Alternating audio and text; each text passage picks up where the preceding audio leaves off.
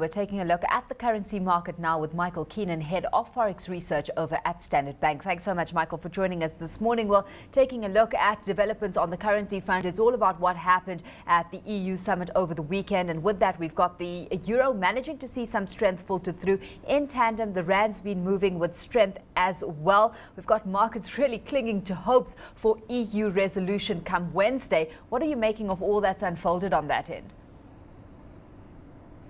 Yeah, good morning, Alishia. Yeah, if we look at the price action, as you said, the euro a touch firmer, but there's a lot of indecision out there, up and down, and market participants really trying to just work out what we're going to see on Wednesday. As you said, we had the meeting on the weekend, but the meeting was quite scant when it came to details, and unfortunately we're going to have to wait a little bit longer to see exactly what's going to be put on the table. The market last week was bracing itself for some kind of a solution, but we still wait to see what's going to happen in terms of that bailout fund. Is it going to be increased? It seems at this stage as though EU, at least ECB involvement is going to be fairly limited. So there's a couple of questions that unfortunately are only going to be answered on Wednesday when we see the final deal. But at the moment, I think most participants are just very uncertain and not really willing to commit either way.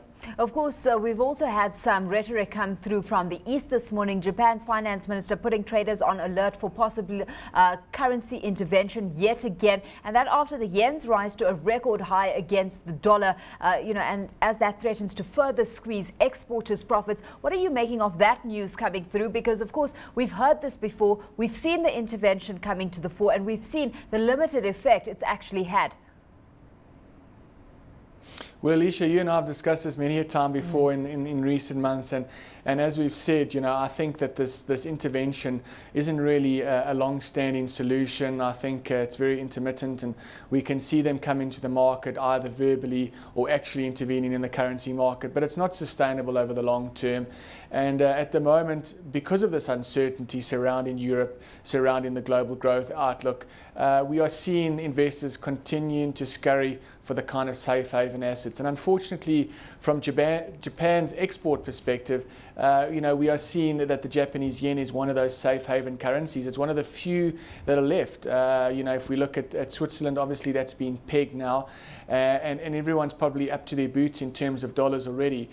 Swiss franc, gold remain, at least the Japanese yen and the gold remain one of your few safe haven assets left, and as a result, I'm not too sure that these Japanese authorities can do much to stem that tide. Especially if you're thinking of things like a further quantitative easing from the Fed in the US that'll keep the market focused on a weaker US dollar moving forward.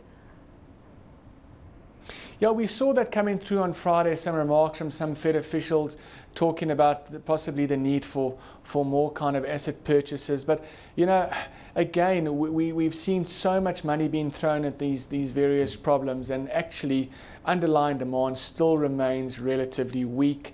I'm not convinced that the market's going to be hoodwinked this time around. We've seen, obviously, in the past, when liquidity has been injected into the system, we've seen risky assets, we've seen commodity prices rallying as a result, and as you say, we've seen the dollar coming under pressure.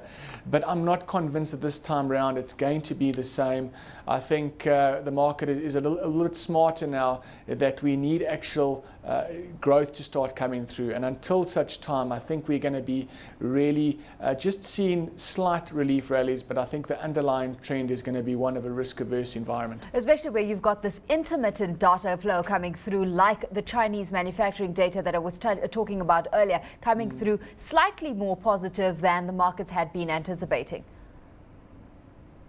Yes, the manufacturing figures out of China were encouraging today, rising above that critical 50-point mark. So it suggests that there's been some expansion within that sector.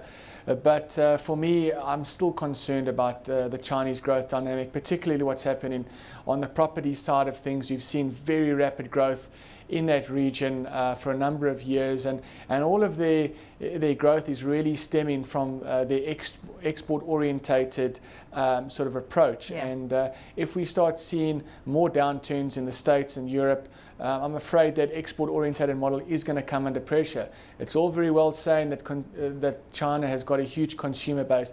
That consumer base is certainly not in a position to take up the slack if we see exports slowing down. So I'm still concerned about China, and of course that bodes ill for the rand and South African exports, because that is our biggest export destination now.